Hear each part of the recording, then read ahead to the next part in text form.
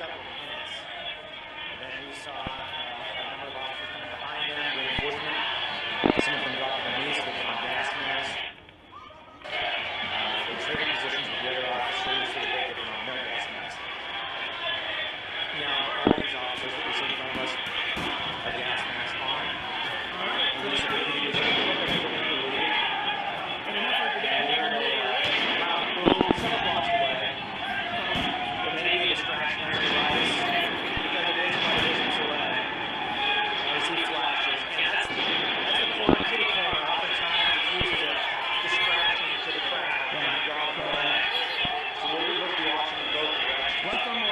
We've seen this happen in previous demonstrations. They've cleared the intersection. They use a device that sets off a charge.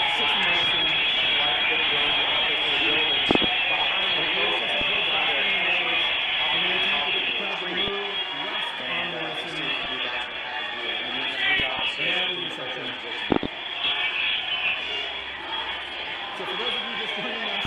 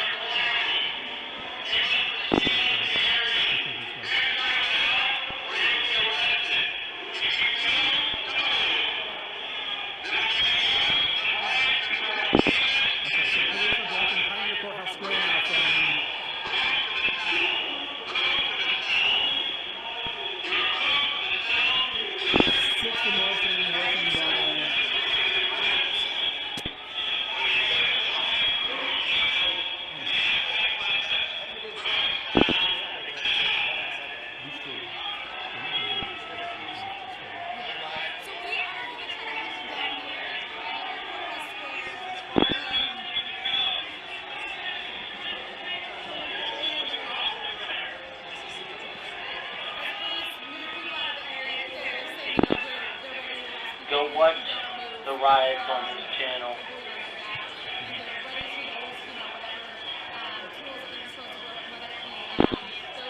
Multiple riots.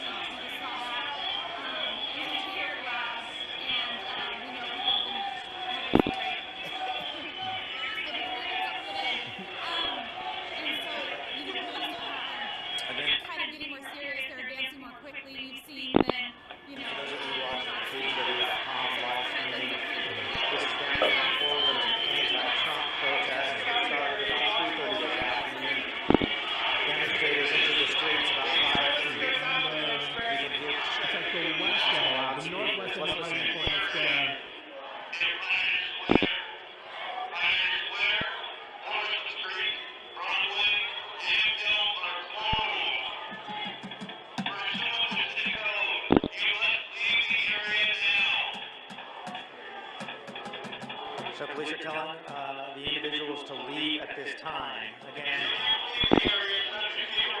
police are using the loudspeaker to announce that anyone who doesn't leave is subject to arrest. Police are also warning they could deploy various crowd control devices. Here you can see some of these officers, again, who have gas masks on, moving about. It's not clear why they're taking certain positions, but they do appear to be down the street on Broadway. I heard earlier today at work that people were down there burning flags, and I wanted to follow them. Do you agree with the protesters and their message? I don't necessarily agree with them, but it's their freedom to do so, just like it's my freedom to do this. Okay. They have that right. Has anybody expressed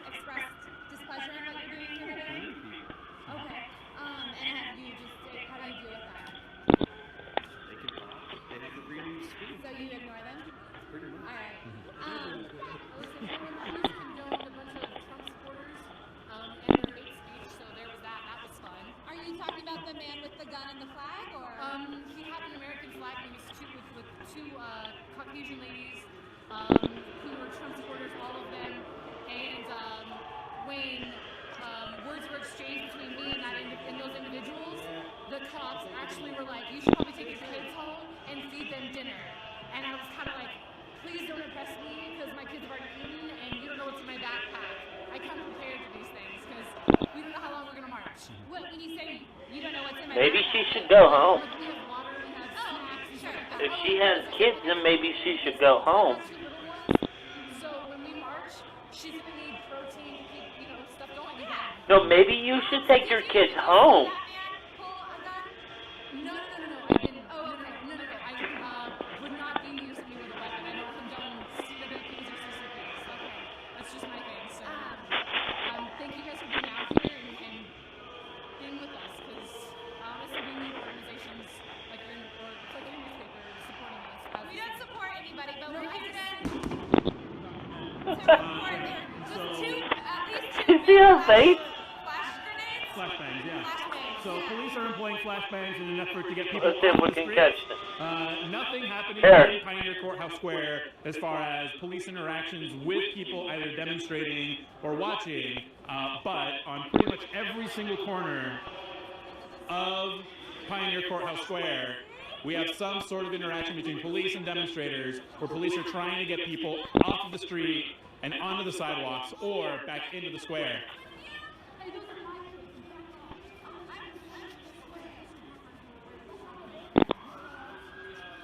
A little bit of confrontation here.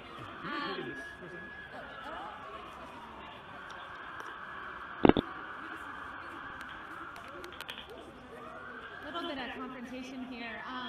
I imagine this guy is probably used to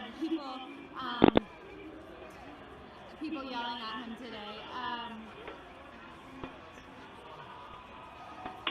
So police are pushing people. Guys, I'm just trying to get my off video streets out around there. Pioneer Courthouse Square, Want people to but, come and watch it, they're not coming into Pioneer Square. They're not asking people to leave Pioneer Square yet. Yet. Oh shit, what did I do? And then also in front of an orchestra. Here, this is what I was watching, right? No, I know there was two of them. Yeah, there's two. Okay, I'll exit out of this and go back to this. But obviously, it is a Sure. much smaller Maybe there crowd was two of than we these, saw too. earlier today. If you look south on Broadway, you can see they Yeah. have cleared a path for folks to leave in that direction. Definitely two of those. Pretty chill at the Pioneer Courthouse Square right now. Let's see. It looks like There it there is. are police, quite a few police out here. I think this is 6th and Morrison. Let's see what's going on.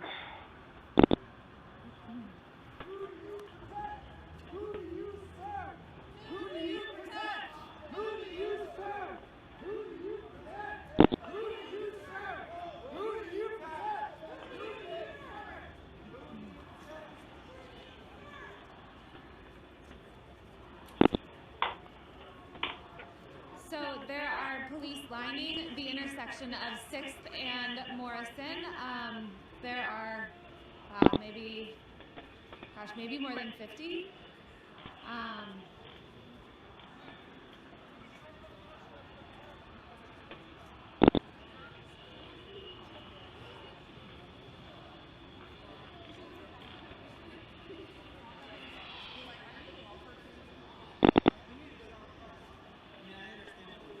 Got 2, 3 people watching.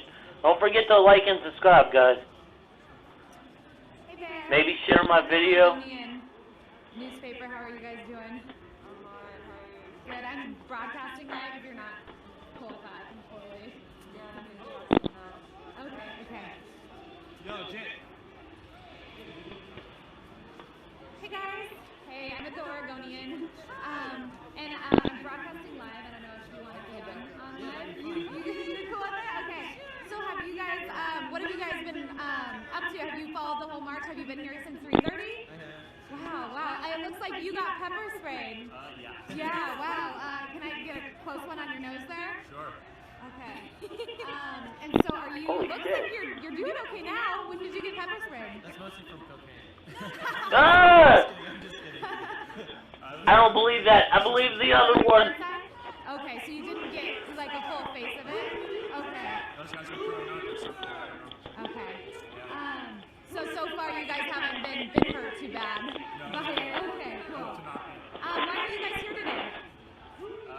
Stand up for What in particular? I think freedom of speech, the right to do what you choose to do, I think that's it mostly. Being able to march the streets, being able to protest, being able to do it peacefully, that's something we've been able to do for a long time, and we should still be able to do it. Are you worried that you might not be able to do that in the near future? That could be true. I am. Yeah. Nah. And are there any any specific policies that you guys are worried that might disappear? I think that's true for everyone here. But specifically for you, is there anything that kind of strikes a chord with you that you're like, oh gosh, if this changes, this is going to be bad for me, or maybe somebody you know? Nothing specific for me. I'm covered by Maybe everything. some people I know. Yeah, I do. Okay. What about you? I guess I'm worried about women's rights. I'm worried about the environment. I'm worried about the cabinet he's put in place. It's kind of like, I don't know. I'm worried about racial tensions that have increased since this presidential inauguration. And yeah, I guess I'm just afraid of what's to come. Yeah. All right. Well, are you guys planning on staying here for a while, or what's the plan now? I think, yeah, just for a while, for sure. All right. Do you guys know how you're gonna get home? Yeah. Right. Do you guys gonna try to take TriMet if it's running? That lives down there if we can't get home. Okay. Cool. All right. Thanks, you guys. Thank you very much.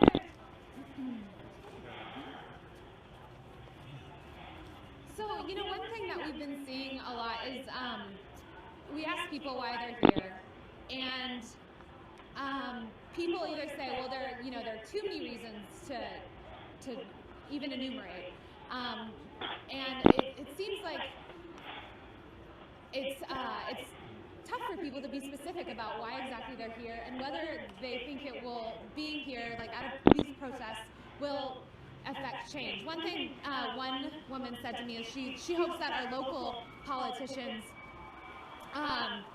she was hoping that they would try to affect change in Congress.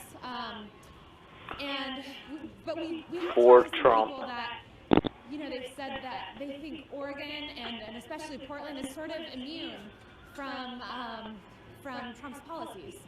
So I don't know if that those two things, having kind of trouble saying like why exactly you're protesting and what specifically you're protesting against has anything to do with the feeling of being kind of immune from Trump's policies. But and I think people overall Alright. Change up here, see what else is going. Come on. Outside of Piney Courthouse Square, and the crowd is essentially just standing in the middle of the intersection, at times chanting, "Whose streets are streets? Whose streets are streets?" Whose street? Not your street. Position Two in people front of watching. Nordstrom, using they're wearing their gas masks. They have cleared a path on Broadway, allowing people to leave in that direction, and they have encouraged people to do so. In fact, instructed them to do so.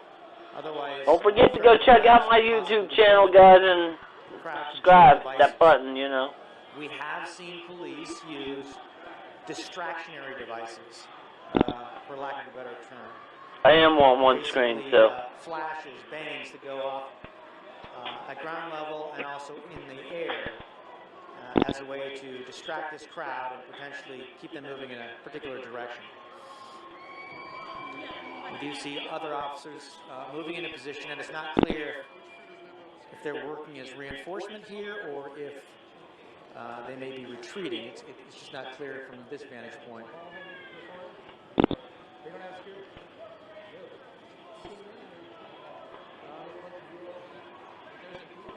As far as weather is concerned, there have been a couple downpours. I don't think that's deterred people, but one occurred shortly after we started marching. Heavy rainfall in downtown, then it stopped. Then we had a really good downpour when folks arrived here at Pioneer Courthouse Square. I think the weather has had some impact, and just it's kind of quieted the crowd, and it dispersed them.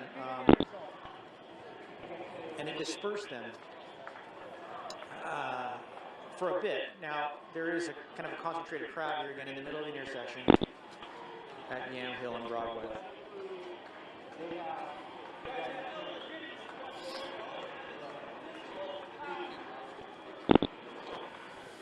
We hear sirens in the distance as we have throughout the evening.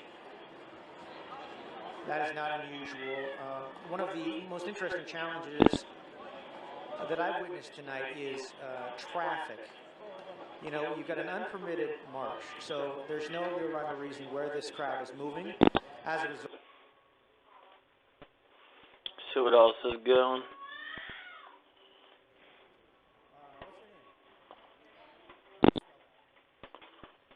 Nube. And what's your last name, Nube?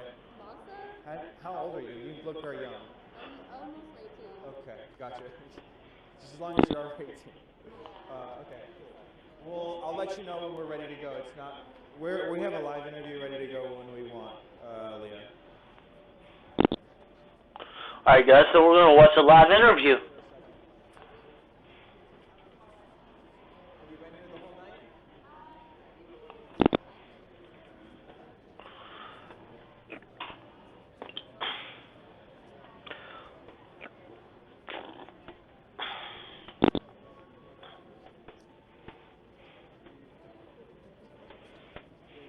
So you want our live pictures? Or you want me?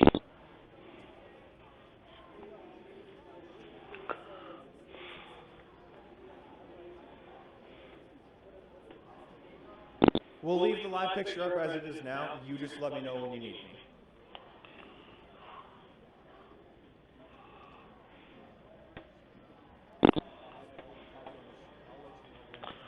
Alright. That's... I don't know what's going on with that.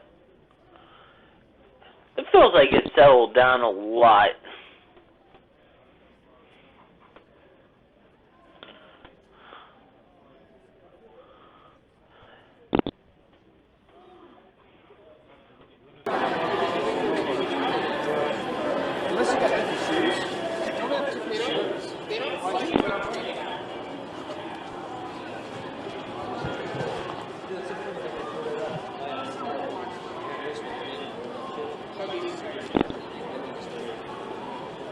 See this thing all the time.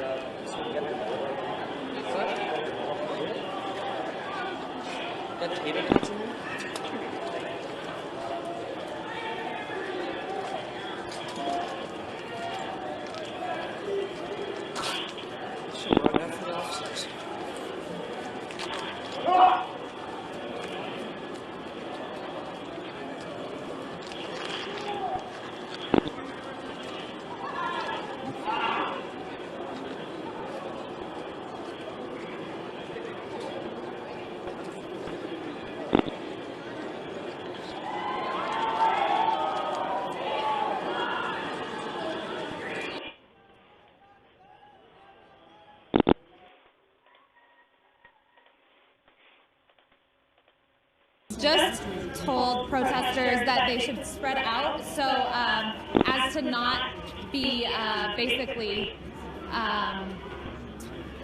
so they're less of an easy target for police. So everybody is being told to spread out by protest organizers. But there are definitely fewer protesters than there were a couple hours ago.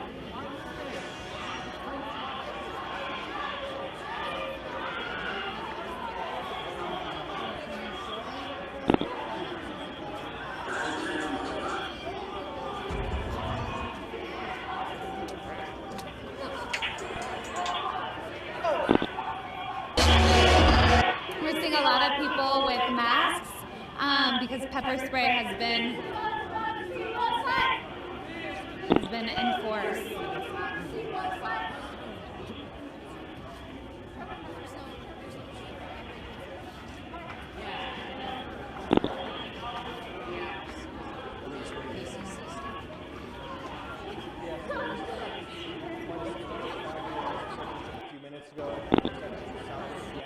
Southwest Broadway.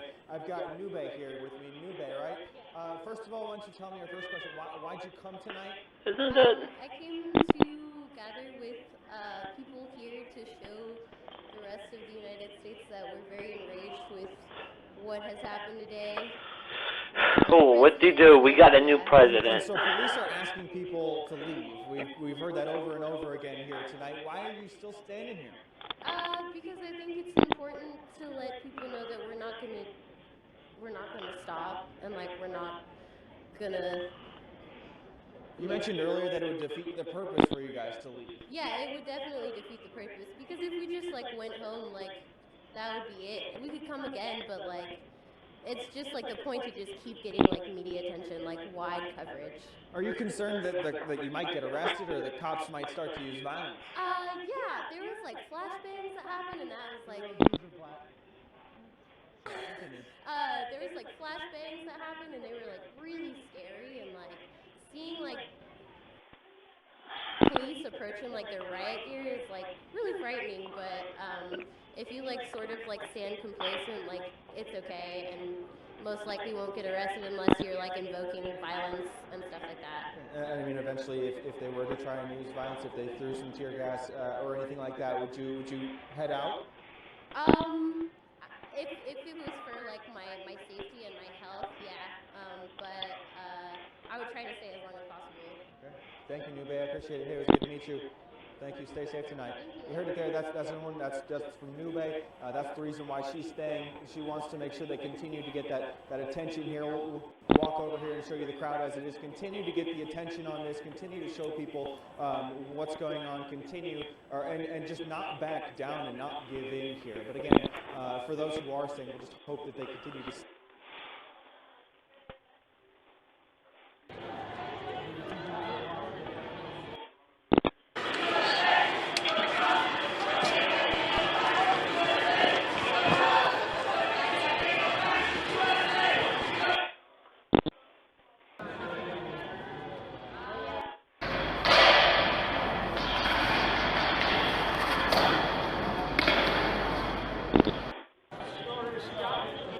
They came down to make a point, and they will stay as long as they possibly can.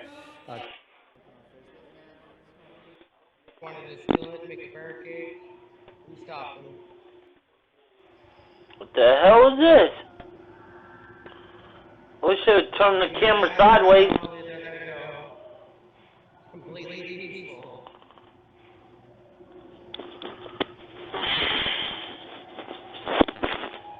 Well, alright, we're done with that one.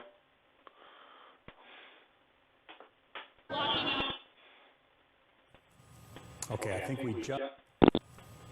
think we just lost Catherine Van. I can tell you this, as we talk about Catherine Van there, she was right smack in the middle of the protest after the election in November and was nicked with a rubber bullet that was fired by police. So hopefully things go much better for her down there tonight. Let's go back to Nate Bynum. You have someone with you, Nate?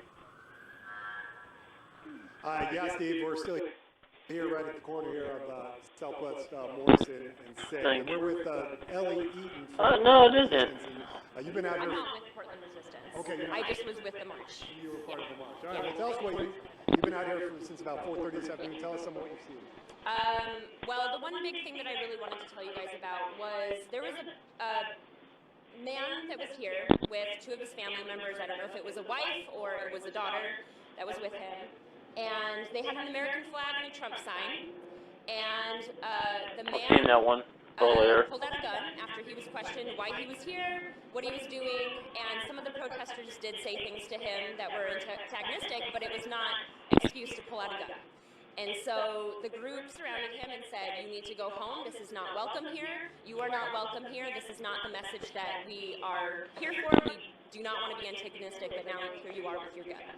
And so the protesters, I was in the group, we pushed him out from the square with the other protesters. This was right in front of the Macy's, right? This was right in this area right here, probably about an hour and a half ago. And so we pushed him around the block, and then there was a group of riot cops right in front of the nines, making sure that no protesters went into the nines. And there were probably a line of 20 of them. And the man and his 2 family members went behind the riot police and they protected him. And even made another line right in front of that line. And we asked him, where is your permit? We want to see your permit. We asked him, are you going to tell the police officers that you have a gun? And we tried to inform the riot police what was going on and what had happened. And most of them didn't even listen to us, told us to go home, told us that we were not within our legal rights to be there, even though we were on the sidewalk. And they continued to protect him, and they continued to be right there in front of him, blocking us from him. And eventually one of the police officers answered and said, we did see his permit, which I did not see any sort of showing of any permit, but they say this. But it sounds like a frightening scene. If somebody pulled a gun in a group of people, Yes. how did the crowd react? Mostly anger, to be honest. There were, of course, some people that were afraid, and so they left. Can you see why the police would obviously want to step in and maybe extricate the person with the gun from the crowd? I could see why you would want to separate the crowd from the man with the gun, but I feel like it worked the opposite way that it should have. And so then the riot police stepped forward. I tried to ask honest questions, and I did not use any antagonism with the riot police. I simply said, that man waved a gun. What are you going to do about it? Looks like something big's happening right there. See that? He should be taken away by you, maybe even in handcuffs. And they continued. We're still going to listen. We're just going to move. I continued to ask honest questions, and it took me asking about 10 different police officers to get an answer. One police officer nodded his head, yes, the man is gone. I asked, is anything happening to him for pulling a gun on a crowd? And he said no. And then they released their whatever they're called. The flash. The flash, yes. And this person And hit me on the hip. I have a nice little welt there. I feel like it was handled completely ridiculously. Ellie, not with Portland Resistance, but you've been out here all afternoon marching. All right, thank you very much. So, obviously, a lot of different things happening at different points throughout the afternoon. Steve, we'll throw it back to you. Yeah, no doubt about it. Nate, thank you very much for that. Video on Facebook. I want to see the video. Let's see if she has it. It actually looks like she does not have it.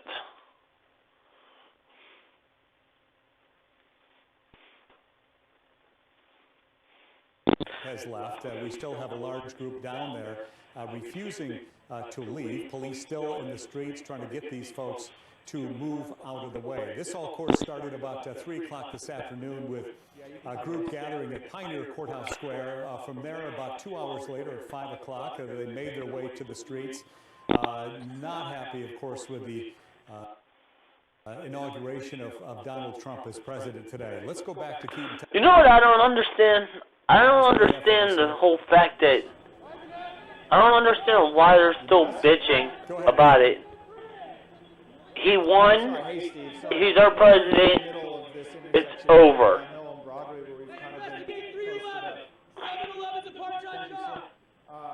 As you can see, people still in this crowd, some folks still rowdy. That gentleman is one of them. And I just had spoken to Gregory McKelvey. We're going to step out of the way here, out of the middle of this crowd, for our own safety and just for your visuals. Sorry about that, everybody. Anyways, I just spoke to one of the organizers of this event, Gregory McKelvey. I know you heard from him earlier. I asked about why folks were thinking about folks still standing here after police asking them to leave, and he said, you know what? If they're not going, he's not going to tell people not to leave. It's the people's right, and if they want to be here, he's frustrated in the way that police kind of maneuvered them around the city. He felt that he had met their demands, but yet he didn't get what he wanted tonight. So again, still have quite a few people here. I couldn't tell you, it doesn't sound like this is the initial group that organized this event. Who are the folks here? Don't forget to like and subscribe, guys. I couldn't really tell you a lot of the folks. Share this video with all your friends. Looks like east on the annual year. Another group headed to the south. I guess we're going to follow them, see where they go, what they're doing tonight. And we'll bring you updates. But again, still a substantial number of people here right by Pioneer Square. Yeah. And as we continue to follow them, see where they go. Absolutely watch your safety out there, all of our crews down there, because what happens, it gets a little dicey. We know that as you get smack in the middle of those crowds walking around. And as you mentioned, Keaton, which is so true, quite often it starts as one group of protesters and turns into another the later it goes. We want to take a look now at Catherine Kissel's shot, because this is some of the best stuff we can see as these folks continue to hold signs and walk through the streets and stand up against police. Police have said all along that some of the protesters have been throwing projectiles at them. In fact, one of the police tweets not long ago said that someone had thrown some unknown liquid at them. So that's what the Portland Police Bureau is facing. Hey guys, let me remind you, this is supposed to be a peaceful protest. Resistance. He's the guy that's pretty much in charge of that organization and leads the way for them. Has said they're done. His group is done, and they call it a success, although they were not pleased with the way he says they were treated by police once they got down there. Catherine Kissel, you still down there and hooked up? Yes, we are. We are seeing the protesters moving south on Yamhill, so that is exactly, they are moving, not south, they're moving east.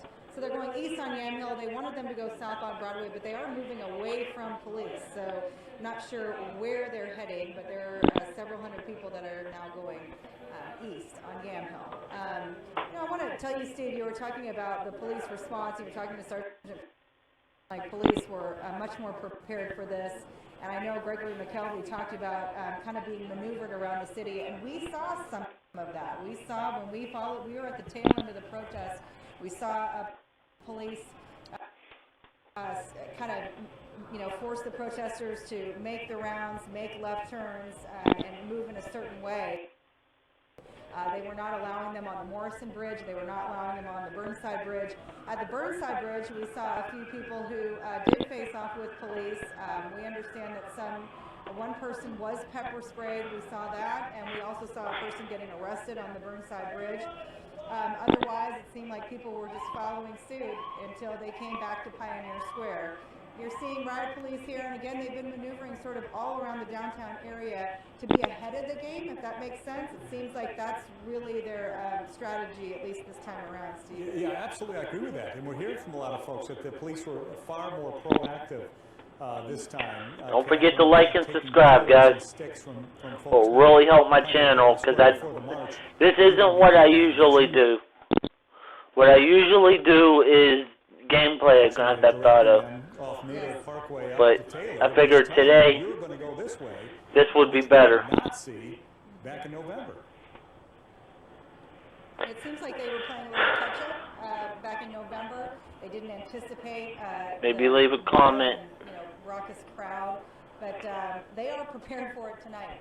They are certainly on every street corner, and they are containing these folks pretty well, from what I'm seeing. And that's something I'm sure that McElroy's group is going to have to think about in future protests, that police have apparently taken a dramatic change in the way they deal with these from here on out, perhaps under the new Ted Wheeler administration. Let's go back. Can we go back to Keaton? Yeah, we're okay. Apparently he's in the middle of some tear gas down there. Yeah, hey, I'm here, Steve. Yeah, we're just walking to the east on Southwest Yamhill, just with the crowd that started moving that way. And inevitably we ran into a group of police officers blocking that road. Just took a couple of seconds, did experience a little gas. Excuse me as I cough a little bit. We're okay here. Our crew's okay. Didn't expect that, honestly.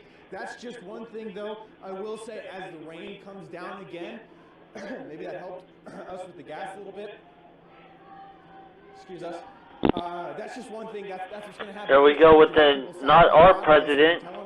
This group went the different way, and that's just what happened. A police presence. It got unruly. I assume it did. And some gas. I don't know what else. I heard other noises. I couldn't tell you what it was. It's funny as hell. I seen it earlier. As you can tell, did move back. We moved back. There were beanbags. I'm told beanbags. Beanbags hitting people who were over there, I guess. But that's just what happened. As we Yo, got a new hang crew, on a second. We've essentially moved one block to the east, and so this is what we're seeing right now. So Steve, we're going to go ahead and send it back to you, man. Yeah, I don't blame you a bit. That is absolutely what happens when they start to move those folks throughout the city from spot to spot. Let's go back to Nate Bynum.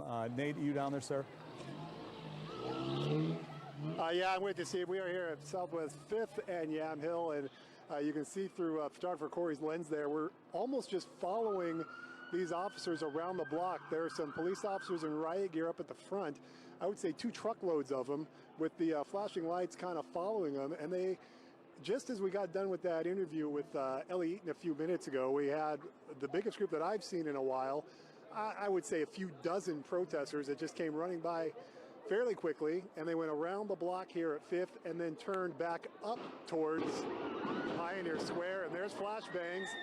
The police were right behind them, and obviously they are going to disperse that crowd. I mentioned it was the largest crowd that we'd seen in a while, and obviously they got the attention of the police. That is right across from Pioneer Square, right up there across from the old courthouse. So as you saw, 2 truckloads of police in riot gear. They're kind of riding on the exterior of the vehicle on the running boards, and you can see that they all kind of jumped right off there and clearly trying to disperse that last large crowd that's up there. We'll kind of try and work our way up there here in the next few minutes. And Steve, you were talking about the weather. It just started pouring rain as well, so this is certainly going to test the resolve of that last group as you hear another round of flashbangs. I can see smoke rising up from the crowd there, and you see all the flashing lights going on for a good city block from where we are right across. We're actually standing on the corner outside the Apple store, and you can see the flashing lights and all this activity stretching all the way up into Pioneer Square. And here comes another, it looks like another kind of line of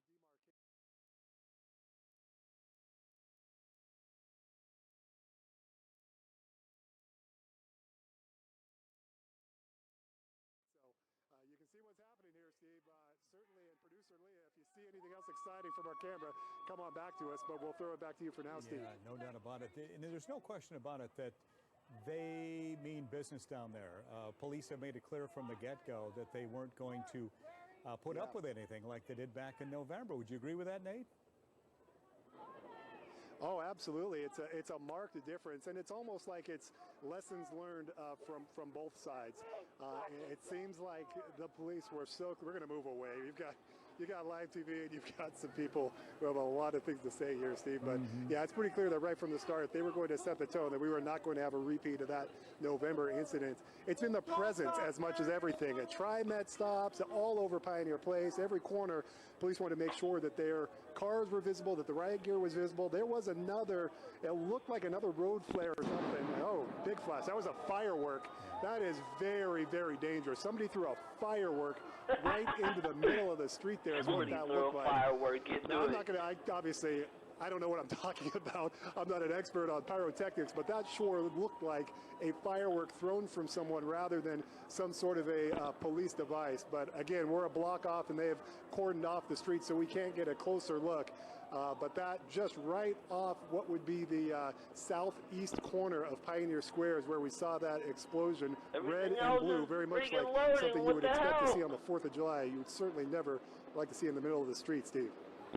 No doubt about it, and this was certainly the concern of the Portland Police Bureau as they watched a large chunk of that crowd disperse, that those that were still hanging out would be causing them some problems tonight. We're seeing a lot of that down there as we speak. Nate Bynum, thank you very much. Let's go back to Catherine Kissel. You're nearby and watching this unfold as well, Catherine. Give me your vantage point. Yeah, Steve, we just saw several protesters throw fireworks into the riot police crowd here. There were at least 3 of them. I saw that they lobbed the fireworks in, and then you saw the huge firework go off. Just a few minutes before that, we did see several flashbangs right here in this intersection of 6th and Yamhill. That was not cool. It's not good when you see something like this. And of course, you know, Steve, I want to also tell you that we do see several protesters, and I know our aerial view is showing us, you know, several hundred people still downtown, but there are, okay, somebody just threw another firework. Okay, there he goes. That's, Holy damn, man, but there are a lot of people down here who are just witnessing this. They're just watching. They're not part of the protest. They were never part of the initial event. They're just down here watching what unfolds, Steve. And that was we talked to. I'm not sure if you heard the conversation I had with Sergeant Pete Simpson not long ago, where he talked about that you get that group down there that just wants to have a confrontation with police at this hour of the night, and that appears to be what we're getting. Well, there is that group. I definitely, here are a couple flashbangs. So there definitely is that group that is wanting to have a confrontation with police. Be careful. That's not. Holy shit. There are also just a lot of people who are coming down here just to watch. So it's, okay. Yeah, we gotta move. Yeah, go ahead and move. You know, this is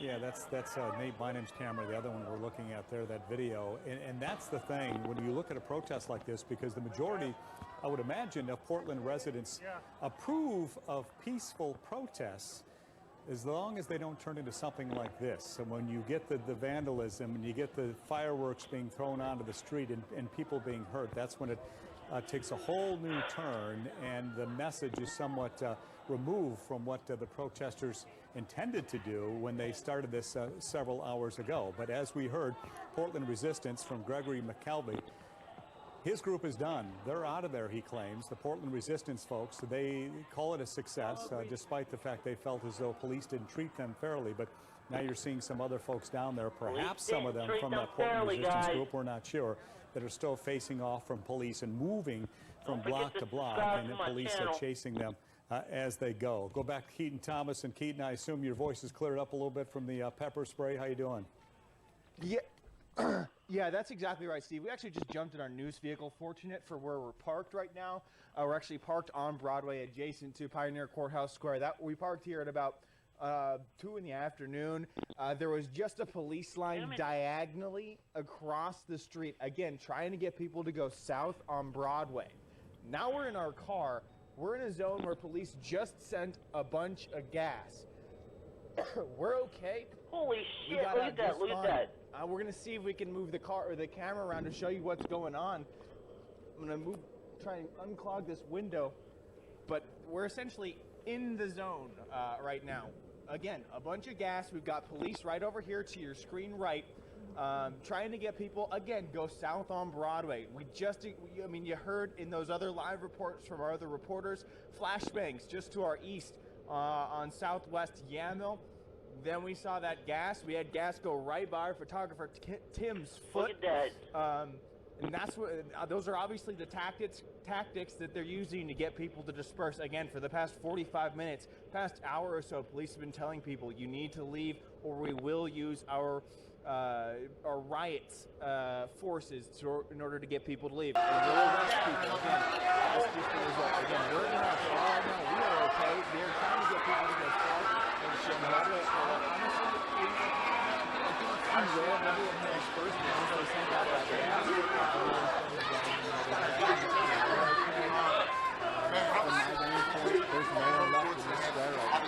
Hey, you guys! Hey, this dude just took a rubber bullet to the head. He just took a rubber bullet to the head.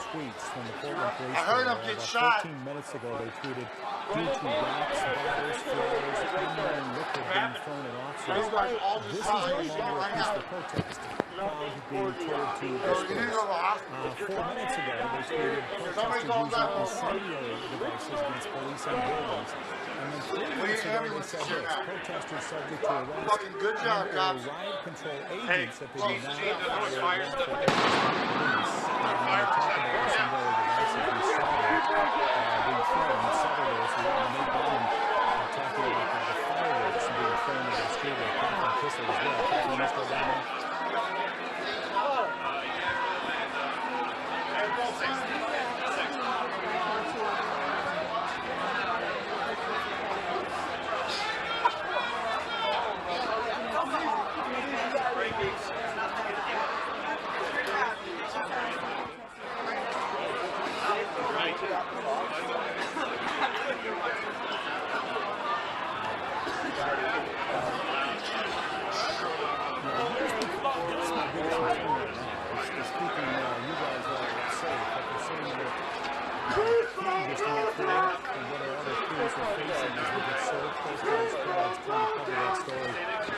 so be really, really careful out there. One thing I want to point out, TriMet saying that Max Green line has been disrupted from the Rose Quarter to downtown. Mary Fetch from TriMet is going to join me now to talk about this and other disruptions, perhaps. What do you have, Mary?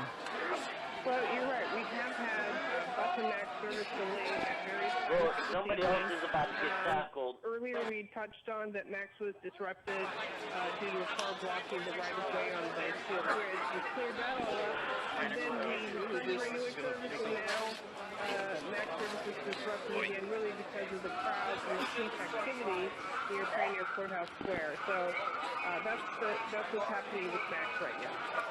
Okay. Anything changes at all, Mary, of course, let us know, will you? And we can let the folks know out there who need to get from place to place. And a lot of times the only way they can get there is through TriMet. Absolutely. Thank you. And just send people to our website, too, since we're always updating. Looks like somebody's doing it. That's a good place. And what your website again is, Mary? TriMet.org/alerts.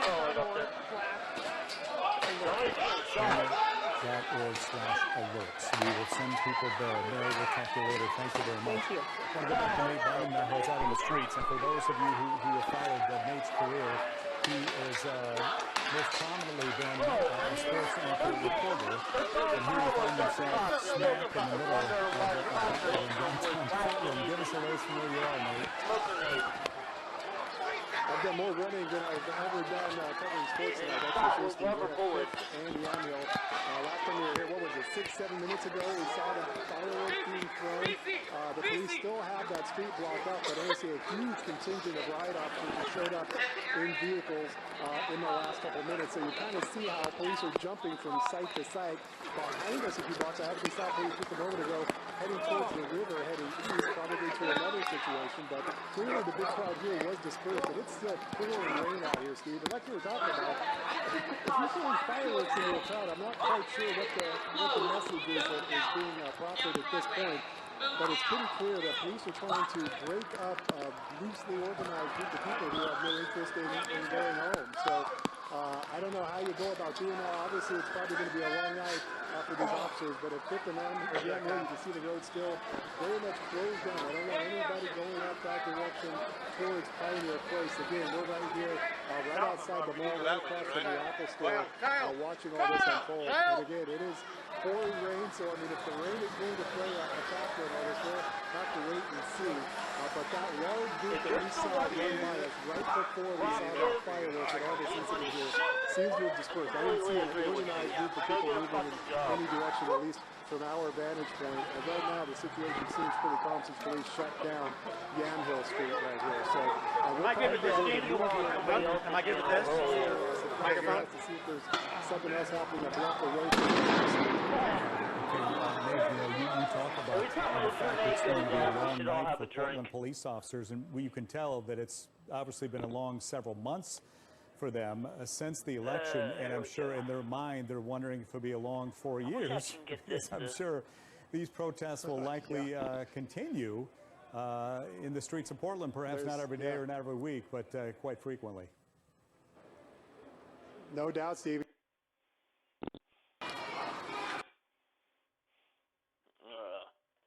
Running boards on the side there that they kind of ride along and hold on to so they can be deployed to any situation in a hurry. Not quite sure if they're just taking off to another area because it looks like they certainly have Yamhill Street locked down, but a huge number of a couple dozen officers in riot gear right there at the moment across from the old courthouse. But I don't see anybody causing any trouble. I don't see anybody being taken into custody or anything, at least that we can see. Again, the road's probably closed for a reason. We'll have to wait and see where the officers head next, Steve. Well, I'm going to talk to the guy who maybe gives some of those answers right now. Sergeant Pete Simpson is going to join me on the phone. So, Nate, maybe if you want to listen in here, he'll give us some answers. Sergeant, you there? Roger. Yes. Let's talk about we talked about 50 minutes ago or so, and it appeared though you folks had corralled these people, the protesters down there. How are things going now? Well, we're keeping folks moving, and officers have continued to take projectiles. Last little bit, we had some burning flares thrown. One of them landed on the portico of the Pioneer Courthouse on 6th Avenue. some kind of a mortar round. I don't know if it's a firework or homemade incendiary device. So we have responded to that with CS gas and OC pepper spray and some sting balls to get people moving. The orders have been repeated multiple times. Police deployed a heavy dose of pepper spray. People need to disperse. We've eclipsed the peaceful protest quite some time ago, and our ask now is for people just to go home. It's no longer a lawful event. Any arrests tonight, Pete? We have made a few arrests. Obviously, there was one early on that we put a police out on. There's been a couple of others. Obviously, since then. there were I don't have a tally quite yet, but the numbers, I believe, are pretty low. And we grabbed a few people that were very active in the event, but most folks, when officers have approached, have run away. Big flat. Yeah. Let's talk Flashes about and bangs, it if you can, Pete, and then the smoke. Because this has to be a drain filled on your officers. the, we saw it back in November after the the election. There have been sporadic protests since. With no doubt, this could be a frequent happening over the next 4 years or so. Talk about that a little bit. Well, certainly Portland's a very active protest community on any given year, and going back to the last Republican tenure, if you will, it was more active than maybe in the last 8 years. So it's something we're sort of used to, and street there at Yam Hill and 6th, and as a result, people just left the area because you're coughing. And try to figure out, always a better way to manage the events. Certainly we hear from people on the protest side, and then people who don't want to see the protests happen, and we get lots of advice and input. And your eyes begin to stink. But we are always in the balance mode of balancing the need for What free led to speech, this, police say, is desire that there was a fire, and what it was the use their free flare, speech rights the old Pioneer Court. with the needs of the city and the infrastructure, and really the violent behavior that you're seeing this evening from some folks that we don't want to allow. And we've heard loud and clear from the community that they don't want to allow that, and they don't like to see it either.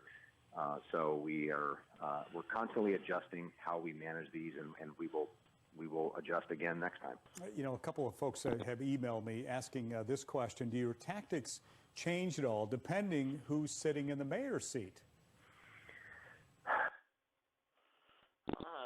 Police commissioner, and so certainly they have input and influence in how we do things at the higher level. But when it gets really down to the street officer level, it's maybe not as much as people might think. It's much more an advisory role and the big picture as it should be. And here's what I want.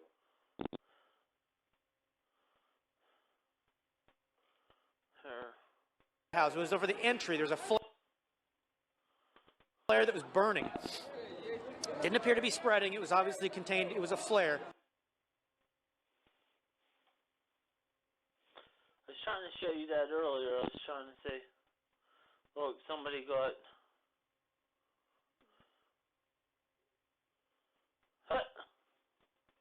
Nonetheless. Come on. Excuse me. That was it.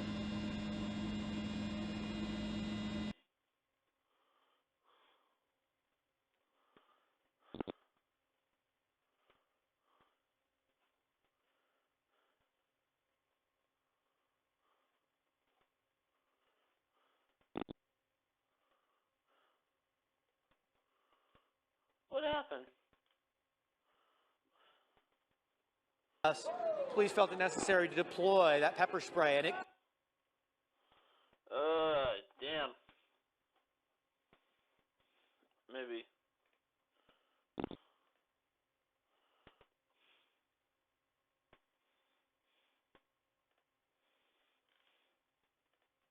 Department, or by the police bureau, I should say, who are down there on the southeast corner of Pioneer Square. Again, totally empty, but this afternoon we saw thousands of people.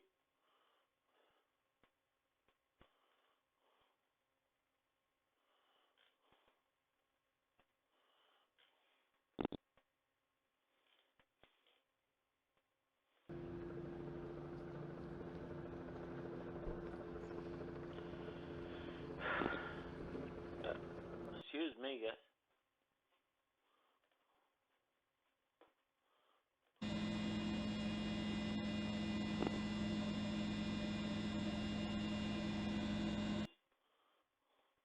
Protesters where I am, but it doesn't mean they're not somewhere else and they disperse Quickly. somewhere else. So we'll have to see the rest of the night. Cleared if the they pop intersection. up anywhere else, or just what happens. But again, and right here where I am, most people have left. We're going to send it back to you, Steve. A lot of folks. As you step away, when you tell me that an Uber driver went by. Very, very interesting. We will talk to you very soon, sir. And of course, as we watch the protests that are happening still in downtown Portland, a reminder that a women's march will take place tomorrow in Portland. Several thousand people expected for that, although a whole lot of folks anticipating that one to be very, very peaceful, and we hope that holds true. The rain continues to come down. We saw from Keaton Thomas that it appeared to be very clear where he was at Pioneer Courthouse Square. Let's go back to Nate Bynum now. Where are you? And you seeing anybody down there still, Nate? Those officers, Steve, in riot gear just opened up Yamhill, so we wanted to walk up Yamhill Square for you right now. Okay.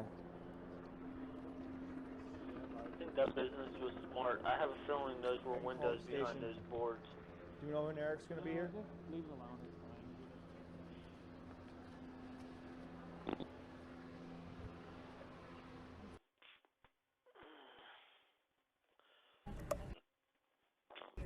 It's just me talking.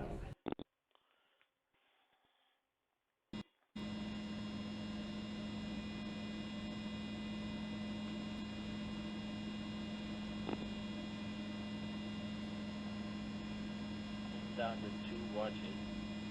Or actually, I'm down to 1. Guys, don't forget to like and subscribe, please. That will really help my channel.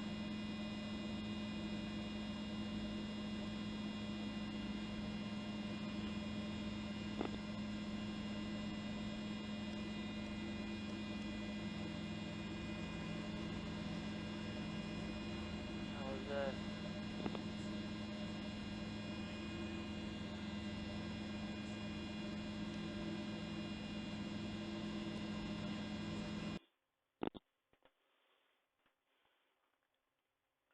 Somebody's being rushed to the hospital right there.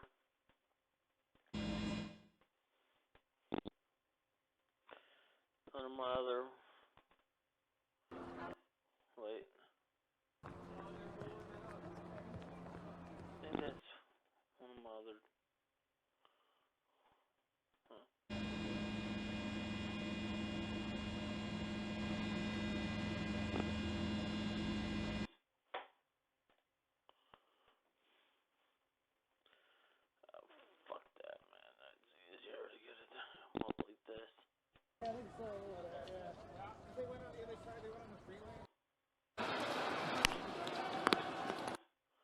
I think people were tired of getting shot.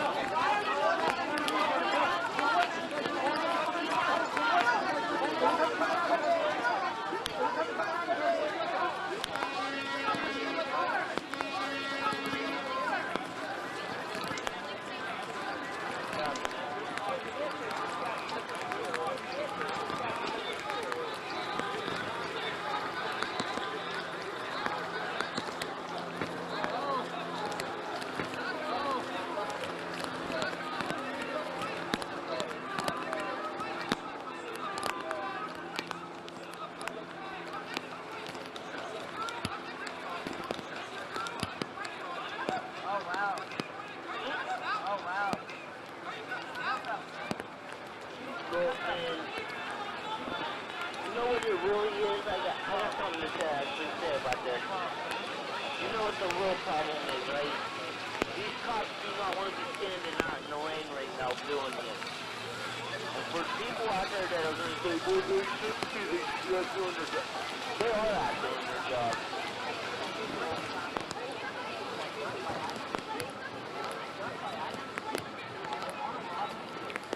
They are not doing their job. They're just getting irritated. They don't want to be standing in the rain, babysitting these dumbasses that just can't take that they lost. Hillary lost. Go to bridge, get the fuck over. That's what I gotta say.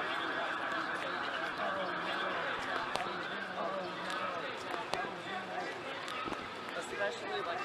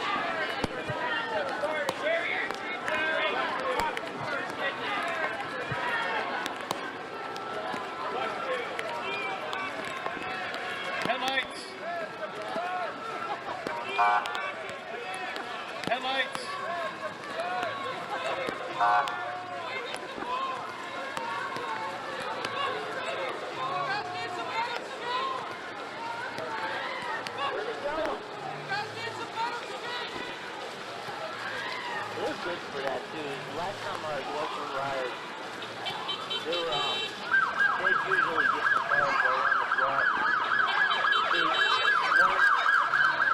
These guys are probably coming in now. They found neighbors are talking. Let's see if we can get something else up.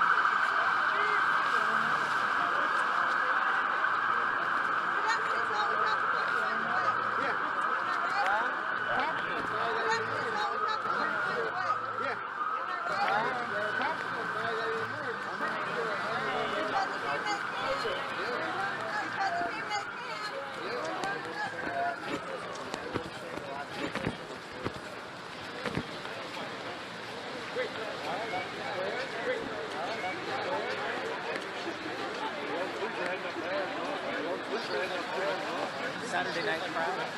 Saturday night crowd. Friday night crowd. Where are they going? Where are they going? They're here to head somewhere.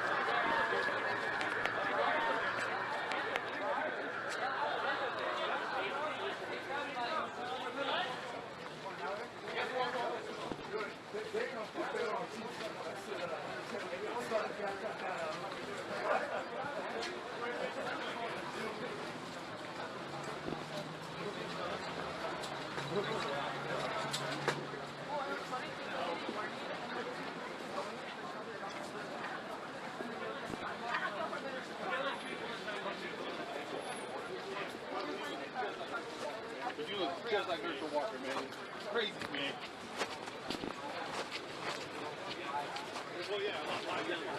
Well, yeah, a lot lighter too. Like his little brother, like Hershey, not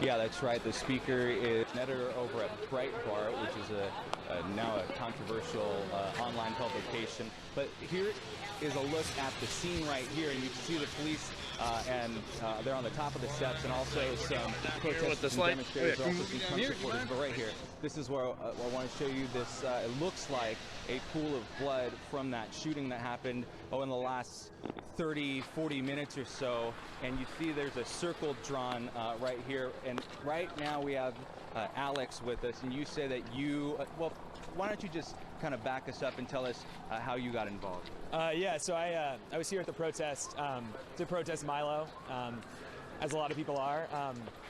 And every time I go to a protest, I bring medical supplies. So I bring water to wash out people's eyes, and then I bring just like gauze for people that like get cut and stuff like that. Band-aids. And what happened? You hurt someone? Yeah, so I wear these crosses on me so that people know that if they need like any sort of first aid, I can help them out. I'm an EMT, and so I was over there, kind of walking this way, and someone yelled, "Someone over there is screaming for a medic."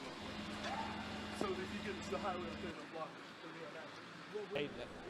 I mean, I have no idea. Based on like his physical appearance, I would say he was probably protesting against the event, but I can't definitively say. What we had heard from some witnesses as well. I'm just wondering, so you have an EMT experience, an EMS experience from Louisiana, you told me earlier. Yep. But was this what you expected today? No, not at all. Not at all. How are you doing? I'm doing okay. I mean, this is not my first rodeo, as they say.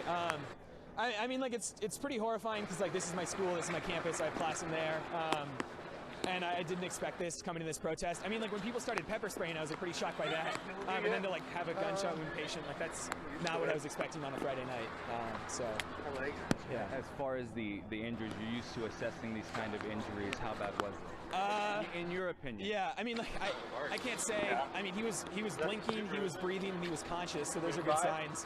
But he looked, I'm positive he was in hypovolemic shock, meaning he'd lost so much blood that he couldn't keep his blood pressure up. I mean, so it's hard to say that. Yeah. You were, again, how far were you from?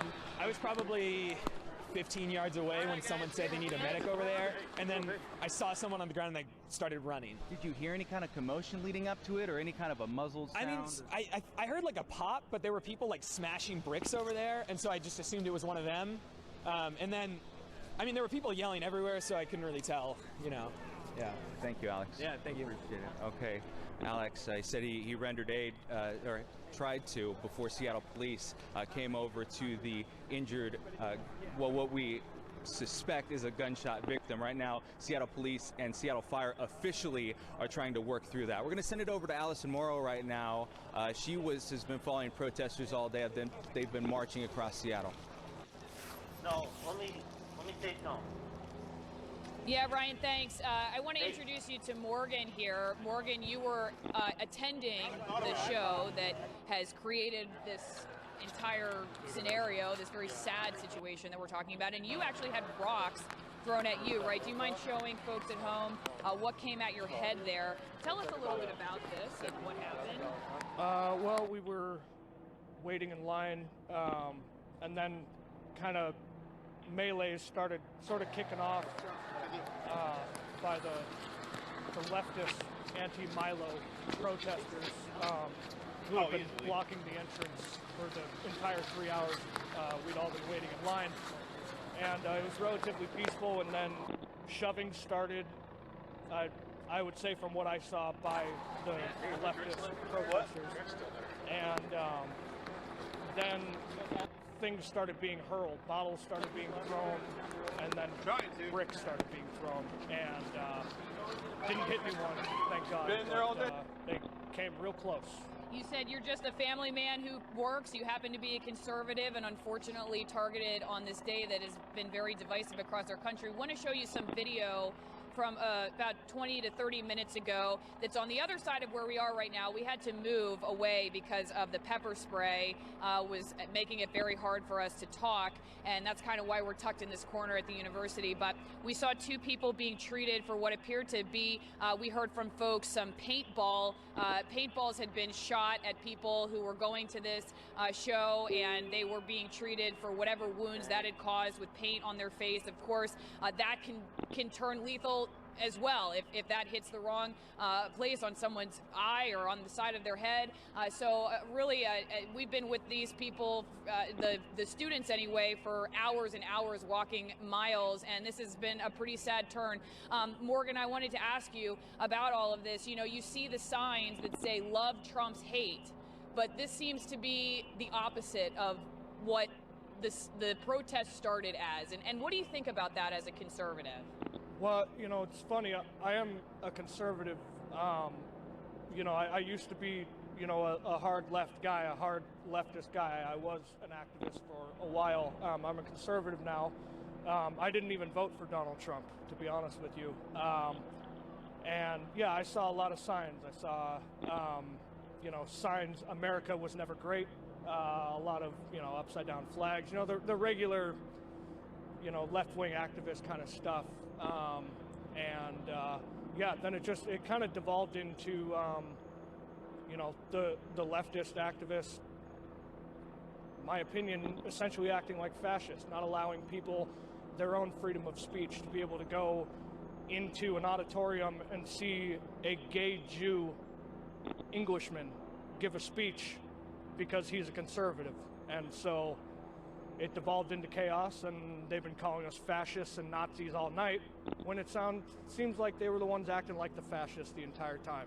We just wanted to go in and see someone talk. Morgan, thank you. We're glad that you're safe. Take care of yourself tonight. Again, the situation here, we started around noon at Seattle Central, was with students, some of whom were only 7 years old. They're not here right now, but they, of course, were having their own opportunity to express themselves and to have a peaceful protest. And now this, sadly, is what adults have come and turned this into. So we're going to send it back to you and go figure out what else is happening near Red Square. For now, we're live at the University of Washington. I'm Allison Morrow. Back to you. Allison, thank you. Just to recap what you've been hearing here, chaos has broken out at the University of Washington. There was a demonstration happening in Red Square, folks demonstrating a conservative speaker who was speaking at the university in a sold-out speech. But there was apparently a shot fired, and a person has been transported to the hospital with what are being called life-threatening injuries, according to the Seattle Fire Department. Wow. We're going to continue to monitor the situation unfolding, developing as we speak at the University of Washington, and we'll bring you updates as we get them. But we do want to get to, of course, the main event of the day. Yeah. It's black tie and gowns in Washington, D.C. tonight, inaugural balls. And there's proof that President Donald Trump is, as promised, in a hurry to change the nation. Joyce Taylor reports from D.C. Well, good evening once again from Washington, D.C. What a privilege to be here on such a historic day during the transfer of power so unique to our American democracy. 2-year-old EMT who said that he came and rendered aid along with a couple other EMTs here, says that the gentleman that he went and rendered aid to right here had a gunshot wound, and we had heard from Seattle police that that victim is going to Harborview, but Seattle PD still has not confirmed that it's a gunshot wound. We just want to be really particular with the wording right here and make sure that we're not confirming stuff for Seattle police. But as we walk up here, Ty, will work our way through the crowd. This crowd is probably 3 or 4 times as large as when this incident happened about 45 minutes ago or so. Still are protesters. There still are Looks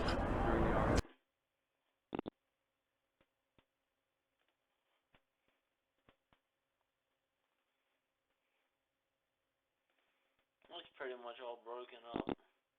got around that there was this shooting. I talked to a couple people who heard from loved ones, from family and friends who had heard about the shooting, and other folks, you know, that the word kind of spread like wildfire too, because you have folks saying, you know, protesters telling other protesters what's going on as well. There's still a fairly large group, a couple hundred here, over in Red Square at the University of Washington. Heather. Brian, the University of Washington is also sending out an alert to people that a gunshot victim was found in the vicinity of Red Square, and the protests The UW telling people clear and stay out of the area. More information to come later. Clearly, they are not taking off from that area. I still see people waving signs. I imagine the mood must be a little bit tense, though, after what's apparently happened. Yeah, you have a couple different crowds here. You have folks who are basically kind of like doubling down their efforts and making inroads in asking other protesters around to come inside and come close because they believe that there's strength in numbers. And you have other folks, look, let's turn around over here and show the steps of the library. Folks who came here to protest probably got more than they bargained for and then just are kind of like laying low and you know, just taking a look from the sidelines, basically. So there are a couple different camps right here. But yeah, we've seen a lot of emotion here in the last hour. It's really ramped up ever since protesters walked from downtown Seattle and made their way over here to Red Square. Heather. Ryan, is the speech by the conservative editor still going on? Is he done? Is he wrapped? Any idea where we are with that? Allison. You know what? Honestly, we've been so focused on responding to this in the last 45 minutes. I couldn't tell you, except for the fact that Allison Morrow, who I was listening in on her television hit, she had talked to a gentleman who was at that speech. So either he left early or it was already finished. I couldn't tell you one way or the other. I'm sorry, but because we've been focused so much on what was going on over there and talking to that EMT who went over and tried to render aid until Seattle police got involved, started basically creating a perimeter. We don't know why they're cheering right here. Ryan, I understand that it's a very fluid situation there. Let's go to Allison Morrow, who I believe is standing by. Allison, who are you talking with here? This is Morgan. He was here to see the show. I want to show you what he had thrown at his head here, a couple of large rocks. Morgan, of course, you're happy that you're okay and weren't injured, but that must have been a scary moment for you. I want to clarify, it wasn't thrown directly at me. I guess it was kind of just thrown, and I happened to be pretty close to it. So Is that kind of how this has felt like when you were here for the show, that it sort of devolved into a chaos that you're not sure who it was directed at, or was it specifically directed at folks going right into that show? I've been here for 3 hours waiting in line patiently. We were all waiting in line patiently, talking, having a good time, you know, just waiting in line like you would for any show. And then kind of melee started, pushing and shoving, and in my opinion, it was started by the leftist activists that were here to protest the Milo Yiannopoulos lecture that was going to happen. Tell me what you think is sort of odd about the fact that this show has been targeted. You told me before that it seems like this is not necessarily the enemy that a lot of the protesters would normally call their opponent, right? Oh, they've accused him of things. They've accused Milo of things like hate speech and stuff like that. Granted, he is a provocateur. He is, you know, my generation would call it a troll. You know, he trolls people and stuff like that. But at the same time, he does make a lot of good, valid points. He does give poignant lectures, and we were just here to see him speak. And he's a conservative, and he also happens to be gay, and he's Jewish, and he has an affection for black men. So I'm not quite sure where the protesters were going when they were saying that he's a racist and a Nazi and, you know, a part of the quote alt-right and the fascist right. It doesn't really seem to fit the mold of what, you know, a neo-Nazi or a fascist would be. So you also told me that you feel like that label, you're sort of looking at the group of protesters trying to block you from your freedom of speech to go in and watch a speaker that you're interested in hearing, are maybe not necessarily putting their money where their mouth is or behaving in line with their beliefs. Well, I would say a lot of the protesters that claim to be anti-fascist, and yeah, I would say that they push the line, and I would say that they are now fascist because they firmly believe that anyone they disagree with is either a Nazi or a fascist and has no right to their own freedom of speech and their own freedom of expression. So really, the leftist protesters have just turned into fascists themselves, and it's kind of a bummer. So, you know. So here you are, you have your American flag pin on your jacket. You said you're just a family man who works 5 days a week, and you came to see a show, and there was a shooting, and we saw people who likely were hit by paintballs, injuries, and now what? So where does America go from here? Here we are sitting on this extremely divisive day where you're saying that you feel like you see on the opposite side that's talking about love trumping hate, there being violence, that there's potentially racism on the other side too, and where do we go now as a country, as somebody who feels like, you know, you probably don't speak up that often, I would guess, and sometimes in a city where you're a minority opinion. Where do people have that conversation? Where does that begin again now that it seems like everybody is so charged over this and unable to have, in some cases, peaceful conversations? It's all about, it starts with people realizing that they do in fact live in the greatest country in the world, because people are allowed to have their own freedom of opinion and freedom of expression. If you go anywhere, you know, in the Middle East or anywhere like that, if you have a differing dissenting opinion from the majority, from the government, something bad's going to happen to you. And the fact is, in this country, we have the absolute freedom of speech, and no one should infringe upon it. Morgan, thank you. Heather, we're going to send it back to you. All right, thank you. Allison Morrow on the scene there near Red Square, the University of Washington, where Seattle Fire says they have treated and rushed to Harborview a gunshot wound victim tonight.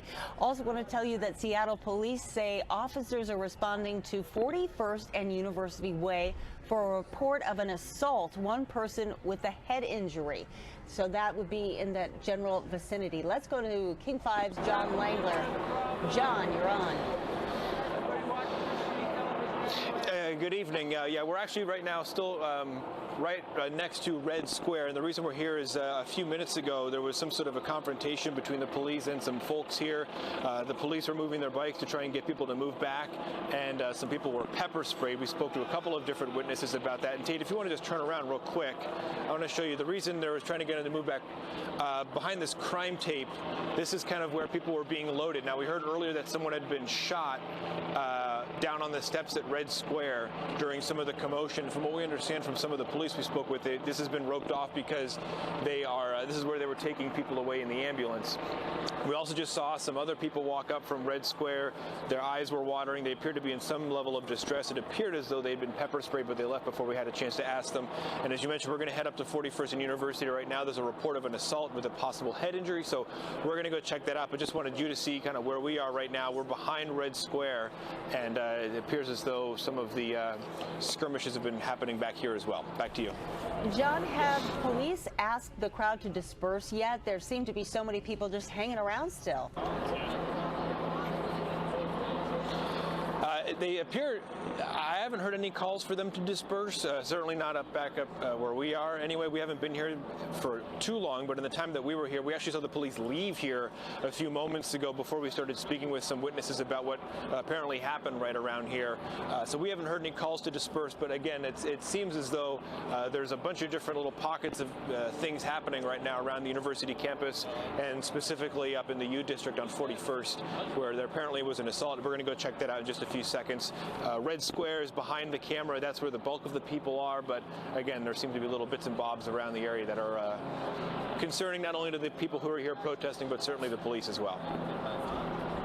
Thank you, John. King 5's John Langler, who is right now going to dispatch to 41st and University Way. Reports of an assault and a head injury there. That is in the same vicinity of the huge protest that we've seen at the University of Washington. You're looking at live pictures now from Sky King. It doesn't appear that the crowd is really dispersing tonight, even though Seattle Fire say they treated a gunshot wound victim with life-threatening injuries in that area. Someone that witnesses tell Ryan Takeo, King 5's Ryan Takeo, they heard a loud pop and saw the man stumble out of the crowd of protesters. We're looking now at pictures from our head videographer, Matt Wronski, Rosinski. I'm sorry, it's been a long day, Matt. That's a great picture. You can see the police officers in their gear, not exactly riot gear, but certainly getting ready for what turned out, unfortunately, to be quite a bit of a confrontation there at the scene. What went down was you had a large crowd that was there to see Milo Yiannopoulos, who is with Breitbart News. He's a provocateur. He's a white nationalist. He spoke tonight. He was invited by the Republican Party at the University of Washington.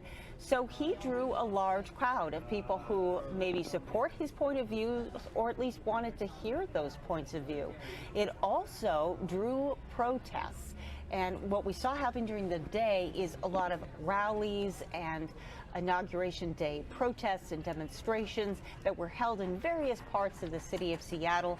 Everyone kind of ended up at the University of Washington at Red Square, which you're looking at there. That's the big plaza that sits between the libraries and other major buildings down there at the University of Washington. And unfortunately, as we've heard, police say they suspect that someone was shot in the abdomen in that crowd or near that crowd somewhere in the vicinity. It's not clear if this was a protester or a bystander or what at this point, but we do know someone was transported to Harborview Medical Center, the #1 trauma center in the region, with a with an injury to the abdomen.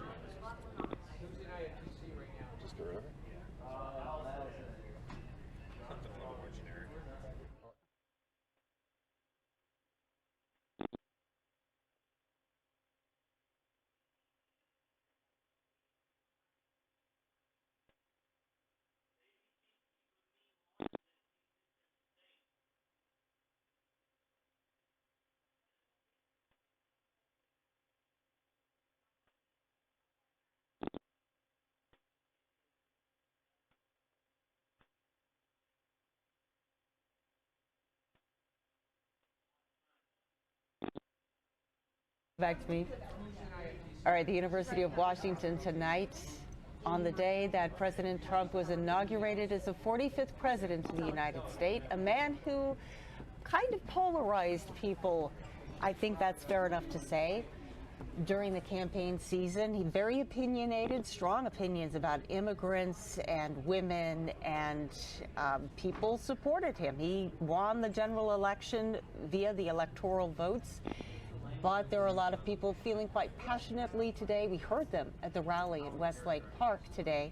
They're concerned that their issues, their groups of people, whether they're LGBT, concerned women about their health care, in favor of low-income housing, there's a whole spectrum of people who are concerned that they may be left out in the cold under the Trump administration. So they protested today, peaceful protests on the whole, throughout the city of Seattle. We saw protests down in Oregon as well. Those were a little more raucous, but no reports of anyone injured down there. Also, protests in Olympia. And unfortunately, as Allison Murrow so eloquently put it, it turned the corner apparently tonight when all the adults showed up and the families left, and now we have an apparent gunshot victim at or near this crowd at the University of Washington. We don't know this person's condition yet. They are at Harborview Medical Center. I have to tell you, gunshot wounds can be very complex. It may be a while before we find out how this individual is doing. I've interviewed ER doctors at Harborview, and when you get a gunshot wound, you're not just trying to dig a bullet out and close a hole. You've got a whole bunch of concussive damage to the tissue around the bullet hole. It's like imagine that the bullet is a drop in a puddle, and the ripple is what happens to your flesh. So these are very complicated wounds. This individual will likely be in surgery for some time, and it will be a while for police to sort out exactly what went down here. Why was this person shot? How did it happen? Was it a scuffle? Was it just, someone who happened to be in the wrong place at the wrong time? An unfortunate way to end what had been a very peaceful day of protests at the University of Washington. The crowd now starting to disperse a bit. Few, I would say maybe it's gone from 300 down to 100 people. It's hard to know within the last little while. Our reporters at the scene say police had not called for the crowd to disperse. The University of Washington did tweet out that there was a gunshot victim in the vicinity and urged students to steer clear of that area. That was from the University of Washington. Let's take another look at Twitter to see if there's an update. Oh, right. Seattle police are saying that their officers are responding to an assault at 41st and University Way. That's in the vicinity there. The report of an assault, one person with a head injury. So we are sending King 5's John Langler to check that out to see if that has anything to do with the protests or not. Regardless, one person has been injured, apparently. Right. All right, so we're going to just let you take in the view there above Red Square. Seems to be fairly calm right now, but nobody left there seems to want to disperse.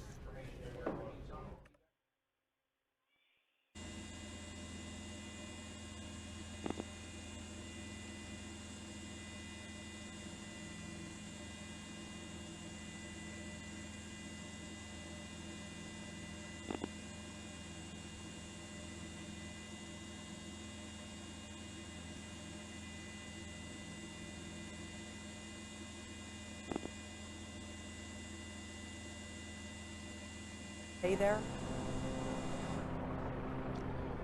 We don't have any indication right now. We're over at Red Square. You can see some police on bicycle who are going over there, and we're going to follow that just in a second right over here. But Ty, before we go all the way down there, let's swing back around and show this. We'll keep an eye on that. There are a lot of different things going on here. We're over at Red Square, and last half hour we took you to that. There's a circle, and what we imagine is blood, and what witnesses on scene tell us is blood from, and an EMT tells us that, who's a witness, says that someone called him over, said that there was a gunshot victim, and that's when he and two other protesters who have these kind of like like a medical kind of symbol, the tape, to render aid.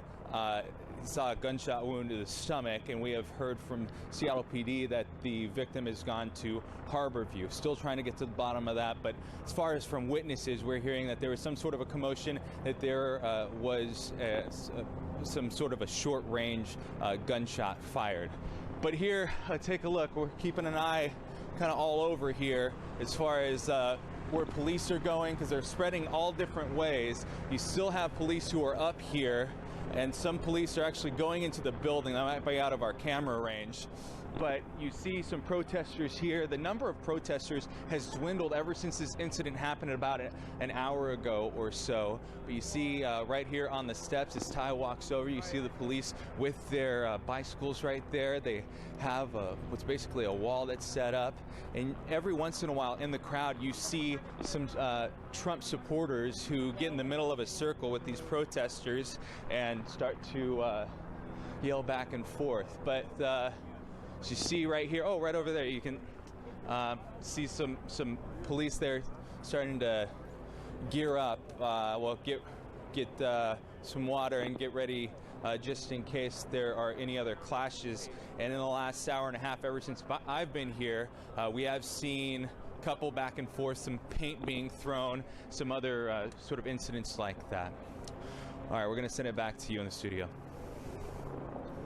All right, Ryan Takeo, thank you for that live update. And now we want to go to our Allison Murrow. Allison, we've been talking about this suspected shooting for the last 30, 40 minutes or so. Can you kind of paint the picture from what you're seeing and what you're hearing? Yeah, David, we just spoke with a man who showed us this picture of rocks that were thrown at him as he was waiting in line to attend this show. If you look at some of this video from earlier, we were near the ambulances where it appeared that 2 people were being treated with some kind of paintball injury. That's what we had heard from folks in the crowd, that it wasn't a gunshot at some of the folks here. It was actually a paintball gun and directed at a couple people's faces, which of course is very dangerous. And these people seem to be okay, but injured and with paramedics. Earlier today, we started with students, some of whom were as young as 7 years old, participating in what they called their right to be civilly disobedient, to raise their voices against the Trump administration. And then the adults have come in as the sun has set, and this is where we're at. We have, again, as you heard, a gunshot. We have paintball shootings. We have a guy who had these huge boulders thrown at him. And it's really, it's a sad scene. It's interesting. He said he was here as a conservative man to practice his right to have free speech, to go see somebody that he wanted to hear. And his quote to me was, "The left has become the fascist at this point." I asked him about how do we move forward as a country at this point when these are the kinds of the tone of the conversation, and he got teary-eyed. I've talked to 2 people actually on this protest who cried. I think this is a really emotional night for people on both sides. And really, I don't know if there are just 2 sides at this point. I think there are lots of different perspectives about where this country stands and how to move forward, but certainly a lot of emotion, just as much emotion as there are opinions. And unfortunately, when you get hundreds of people together who are very emotional with lots of different opinions, sometimes this is what happens. So people have dispersed. Sometimes we see the police riding through the University of Washington. We're kind of tucked away in a corner because there was pepper spray going off, and we were having a hard time talking because that was affecting us. So we've kind of pulled back. But we are aware that folks on Red Square, as Ryan said, still gathered. So we're going to send it back to you for now. We're live on the University of Washington campus. I'm Allison Morrow, King 5 News. All right, Allison, thank you so much. And Allison really put it so well. She was saying that emotions in that area, emotions are so high, and you can tell from everything that we've been seeing and hearing that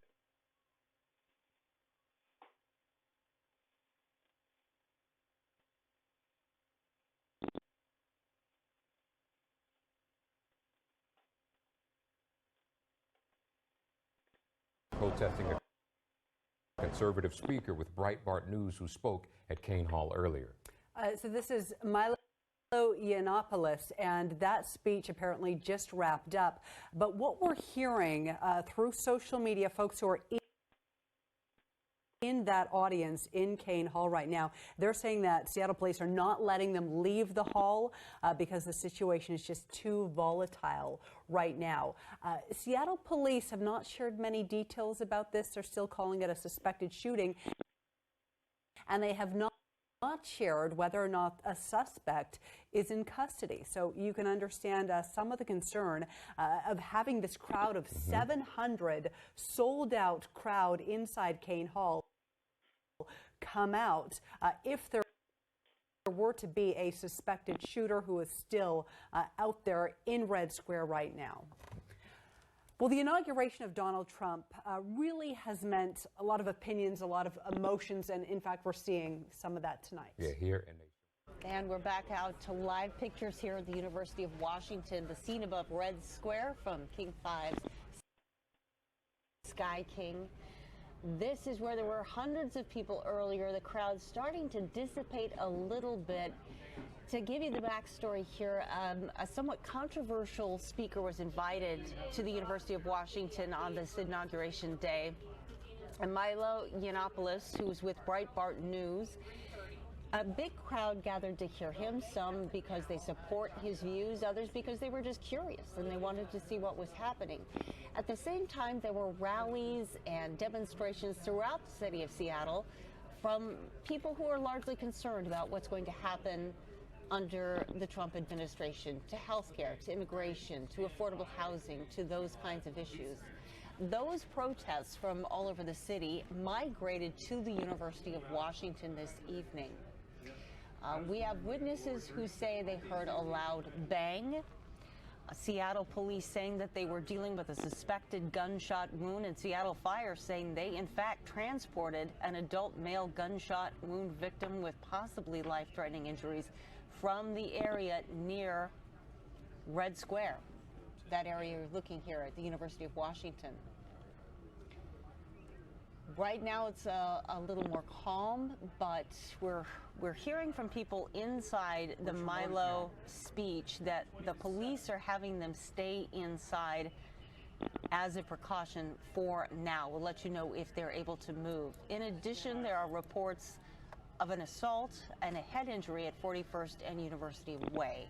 We are now going to go to, I believe, Ryan Takeo at the scene. Ryan, what is the latest there?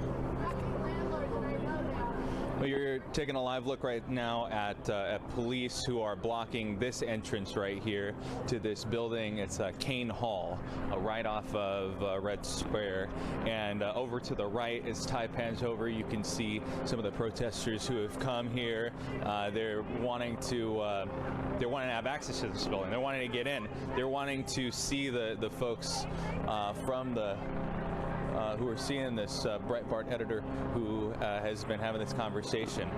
But right here you see 4 of these bicycle officers, well 5 now.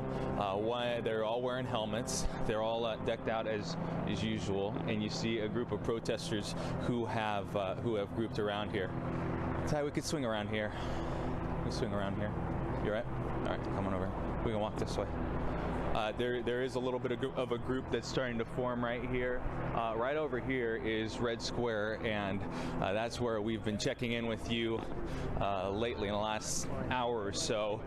And just about 40 minutes ago is trying to get my time straight here, but there was a shooting. Oh, can we get in here and see who's in here?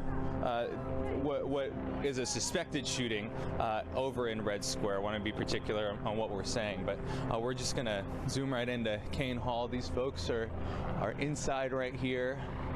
We imagine they were here to see that Breitbart author Milo Yiannopoulos.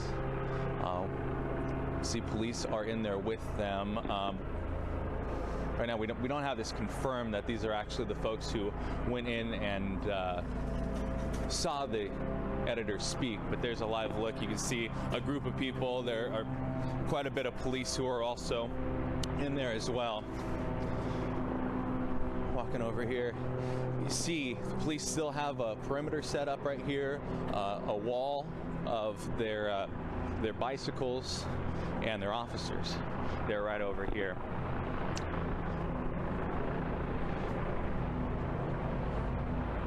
And it has quieted down a little bit, and the crowd has dwindled considerably. It's about 5th to 6th the size of what it was just about an hour ago.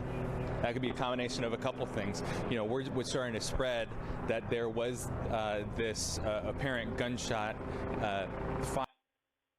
fired over here into the crowd. And Ty, you want to follow me? You want to walk down?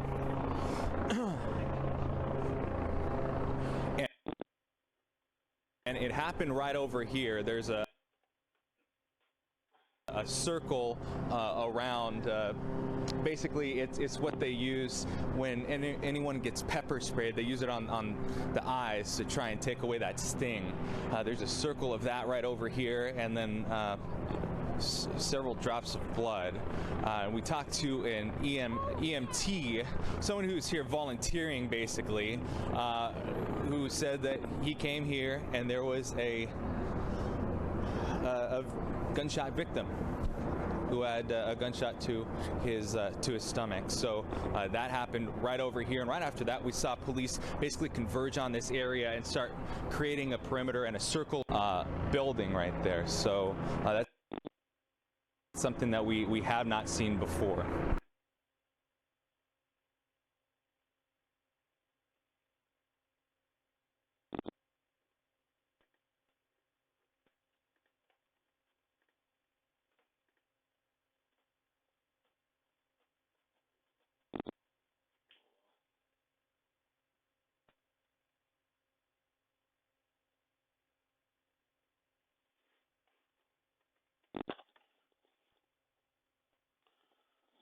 Alright, guys, so as you can tell, it's pretty much over. Pictures from our chief videographer. They're pretty much just going For over the Matt same old Resi- things and nothing else. Now we have a is Trump showed supporter out in red. Like, I'm trying to get something else. There's nothing there. Doesn't even want to load it. This has been doing this forever now. Hang on, let me go back to the map, see if I can pull anything up.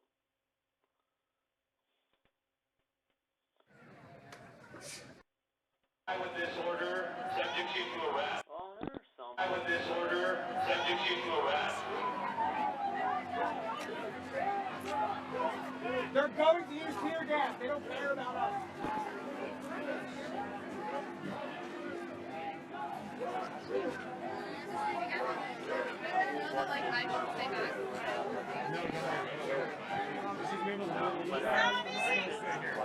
I just don't want to be in like Hands up! Don't shoot! Hands up! Don't shoot! Hands up!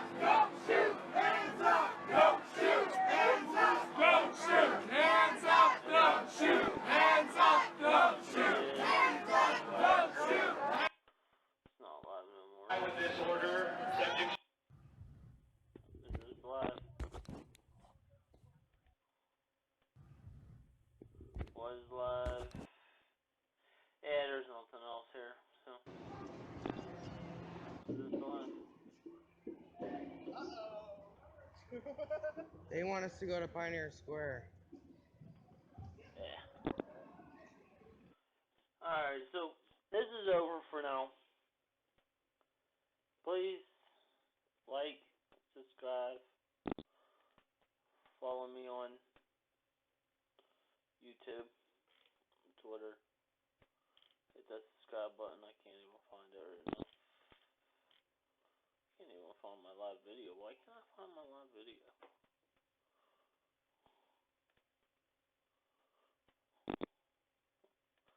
That's from earlier.